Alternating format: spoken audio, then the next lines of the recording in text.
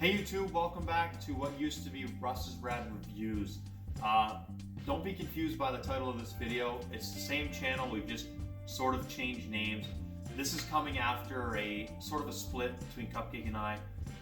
No hard feelings between the two of us. It was just kind of decided that Cupcake would be better suited focusing on his material that he's been working on the side, and removing the stress of getting into Russ's Rad Review videos out. So I'm going to be taking over the channel from this point on. I'm going to be transitioning over to something that I've been wanting to do for quite a while now, and that's Russ's Retro Rides. I'm pretty into old cars and old forms of transportation, and I love fixing things, so that's what you're going to see on this channel now.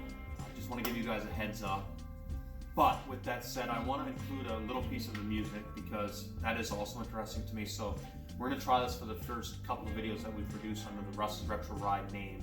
And it's going to be kind of a this day in music. It's going to be just a blip of information about something that happened on this day in history. So today is December 20th, 2019, and on this day in 1975, Joe Walsh officially replaced Bernie Leadon as one of the lead guitarists for the Eagles. So that's pretty cool. But today in this video, it's going to be really simple. What you see behind me is my 1979 10th anniversary Trans Am. And I'm going to show you guys how to safely remove a T-top from the car. You can see the T-top right here. They're quite simple, they're quite easy to operate because Pontiac wanted to design them so they can be removed on the road. But essentially all you got to do to remove the T-top is pull this lever here, pull down,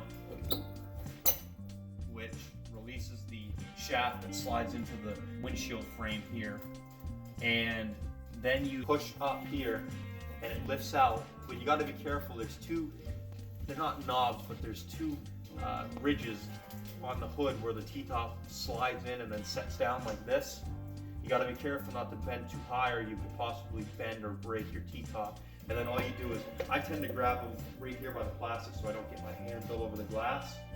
I pull it out and the T-top is removed.